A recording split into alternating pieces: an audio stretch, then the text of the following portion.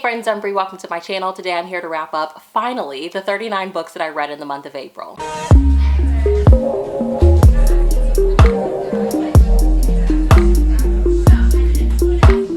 So it is a very warm South Texas day, so please do not mind me for the periodic Route 44 cherry limeade breaks that you may see throughout this video. If you are new here to my channel, when I actually do wrap-ups, I tend to forget to do wrap-ups. When I do them, I just go through the books that I read pretty quickly. I try to keep you guys updated throughout the month with what I've been reading, just in like reading vlogs and currently reading videos. I don't want to sit here and rehash a bunch of books that I know that I've talked about already. If something catches your eye, make sure you check down in the description box. Everything will be listed down below. And if there's something you want to chat about, you can always hit me up in the comments or reach out to me on Instagram. I do post a lot of reviews for the books that I'm reading as I'm reading them on my Instagrams, especially in my stories. So also check out there as well if something catches your eye. But without further ado, let's get into it. So the first two things that I read were both by J.R. Rogue, and it's Poems for the Moon Volume 1 and I'm Not Your Paper Princess. I am a total poetry lover, but I understand a lot of people's frustration with some more of the contemporary poets. It is really difficult these days to find a poet whose like formatting style works for you. They're trying different things, and I feel like a lot of it is just like really hit or miss. So J.R. Rogue is one that I've discovered and I really like her. I really love like angsty poetry that speaks to my eternally 17-year-old soul, and she does that for me. So I'm rooting for her and I'm going to continue making my way through her bibliography. Then I read volumes 21 through 26 of the Giant Days graphic novel series. I've been making my way through this. It's so much fun. And then I read the Anti-Honeymoon by Bethany. I really loved this. This is a romance that I haven't heard anyone talk about. It was my first runaway bride experience. The groom was a total douchebag. The book literally kicks off on their wedding day and he just like last straw moment like does one of the things, like one of the only things she's asked him to do, and he does the complete opposite. And her friend is like, you know, you don't have to do this. He takes off and she ends up going on her honeymoon with a guy that he was friends with in college that he kind of screwed over, and he's just like, hey, let's do your list, like the list of things that you have to do, but let's do everything opposite. So instead of couples yoga, they did kickboxing. Instead of romantic dinners, they ate pizza on the beach. Then I read Once Upon a Coffee by KAIT Nolan. This was a like 20-page novella that I read on Scribd. Love at the Shore by Teri Wilson. Then I read Love on Location by Cassidy Carter, which was my first Cassidy Carter romance, and I really enjoyed this one. The Sunday Potluck Club by Melissa Storm. I really wanted to love this. It started off really strong. It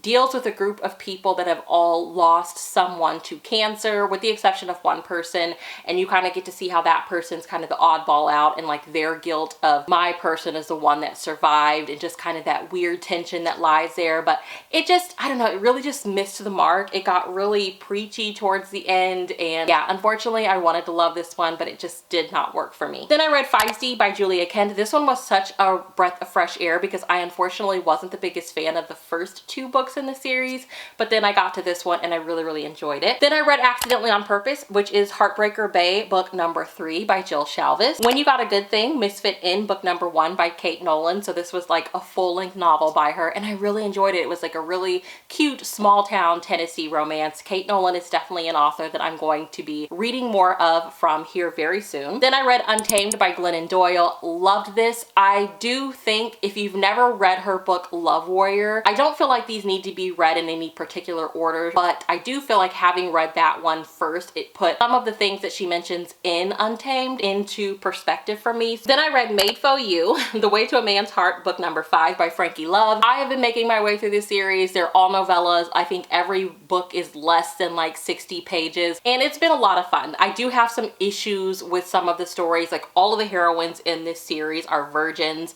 and I just am really starting to feel some type of way when romance is this genre written for women by women. I'm just kind of questioning like, who are we saying deserves a happily ever after? Then I read Charmed by the Bartender, which is Modern Love book 1 by Piper Rayne. This is available on Audible Escape. I really enjoyed it. Then I read Hooked on You by CATHRYN Fox. I had this one on NetGalley, and my favorite aspect of this book was that it takes place in a small Canadian town on the east coast of Canada. So it was just really interesting to kind of get that small town vibe, another location that I've never read from before. I wanted to DNF this book though, like so many times. Like it really took me a while to get into it. It just felt like the author read a ton of small town Romances, and then when she sat down, it was just like, I need to put this in there, I need to put this in there. Like, it felt very like heavy, let me check all of these boxes, and it just took me a while. But once I got into the story, it was okay. It does have like the secret billionaire trope in there that I just am kind of tired of reading, but other than that, it was a solid 3-star read. Then I read Sunrise on Half Moon Bay by Robyn Carr. I ended up really enjoying this one. Following that, I read One Perfect Summer by Brenda Novak. This was my first Brenda Novak title, you guys, and I really enjoyed this one. I tried to read her Christmas romance that came out in 2019, and I just could not really get into it. It is more women's fiction. It's like found family, 3 sisters find each other on 23andme.com, and the story just kind of goes from there. Then I read Long Shot by Kennedy Ryan. Oh my gosh, if you have not read this book, you should absolutely read it. I feel like at this point, I'm the last romance reader in the world to read it, but I rated it 5 out of 5 stars. I've only rated 5 books 5 stars in 2020, you guys. I literally woke up at 5:30 one morning, and I was like, I have to read Long Shot. Like, it was just heavily on my mind, and I got on Audible Escape. They had it available there, and I just started listening to it, and I did not stop listening to that book until I had it finished. It is so good. Then I read Chasing Christmas Eve, which is Heartbreaker Bay number 4, You're Waffle-Y Cute, The Way to a Man's Heart, book number 6, followed by One in a Melon, The Way to a Man's Heart, book number 7. Then I discovered Hope Ford. So by this point, I've been reading Jessica Kane, I've been reading Frankie Love, and I get on Amazon and I'm just like searching for other novella writers, and I come across Hope Ford. So I started her Alpha Hero series, and I read book 1, which is Loving You, and then I read Falling for You, which is book 2, and this follows a group of firefighters that all work together, and they each get their own book and their own romance. Again, these are all novellas. They're like less than 60 pages as well. Then I read About That Kiss, which is Heartbreaker Bay number 5, and then Smutathon comes, and I found myself down a rabbit hole that I was not really expecting. So I have been wanting to read some more lesbian romances or lesbian erotica.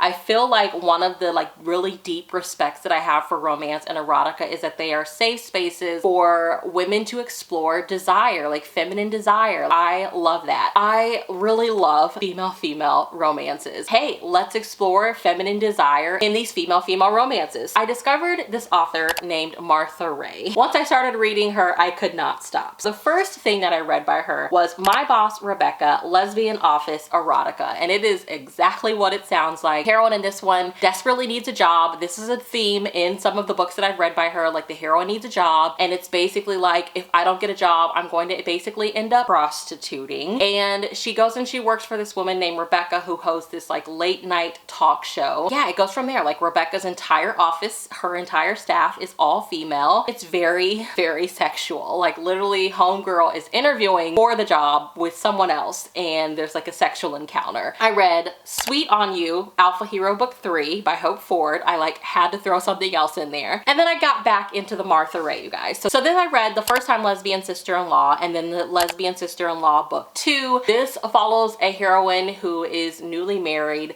and her husband's just not really doing it for her. And then his sister comes and visits from Germany, and they have like their thing while his sister is there. And then in book 2, his sister is back in Germany, and she comes back to the States with her new girlfriend, and they're like staying at the house. And yeah, homegirl's like really jealous. Like, I can't believe she bought her here. Like, I have been thinking about her like crazy, and she shows up with this girlfriend. So then I read The Lesbian Millionaire, First Time Lesbian Erotica, books 1 and 2. And in this one, so in book 1, the heroine basically has this gay butler, and every week he goes out and he finds a lover for him and a lover for his boss. And he tracks down this girl, Ariana, who's like 19. She's a college student, and she really needs some money, or she's going to be out prostituting on the street. And he brings her back to the boss. Ariana is the one that's going to like change the game for her. And Ariana's like, before I spend this week with you, I want to go on a date. They go on this date, which, you know, the boss lady has never done before, and then encounters happen at the restaurant because, you know, she's a boss lady and she has it like that. And then book 2 comes, and it's Ariana's birthday, so homegirl pays for the vacation for them to like go to Berlin. And of course, you know, they get there, Ariana's jet lagged, she's exhausted,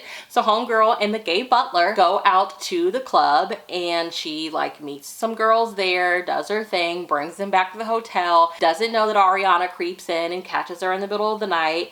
And so the next day, while homegirl's like out and about seeing the city, Ariana like finds these very ready and willing lesbians that work at the hotel and brings them back to her room and like sets it up to where she's gonna get caught, basically. It just really felt like this is low-key a dude writing as a female. I don't know. Then I read The Lesbian Lecture by Maya Amor. This one I really enjoyed. It deals with a college student and her professor, and the whole course is, it's all about sex basically. And the class is like, have you ever done like any BDSM? And the professor's like, no. And so one of her students comes after class and is like, here's my card if you ever want to try it so that your teaching is authentic, hit me up. Then I read Cinderella-ish by Jocelyn Westbrook, which is book 1 in her Razzle My Dazzle series. I really enjoyed this one. So then I read 2 female romance novellas by Radcliffe, who's like an OG.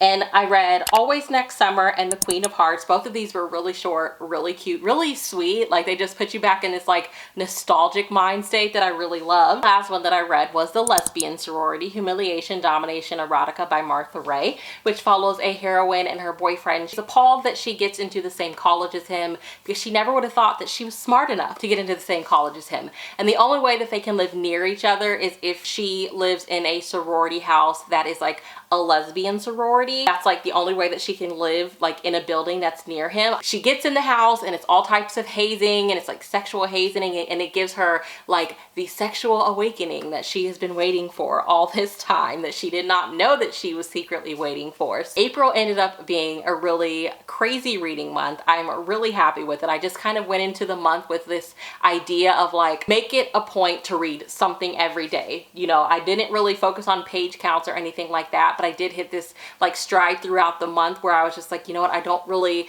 have the mental capacity every day to sit there and like try to read a full-length novel. So novellas definitely came in handy. It was a lot of fun. I am going to try to attempt it again this month just because with everything that's going on, man, like reading has really been helping kind of keep my mind at ease. So hopefully the momentum will keep up. Let me know what you guys read in the month of April. Let me know what your favorite read of the month was. I would really love to hear. As always, I will see y'all in my next video. Have a great day. Bye.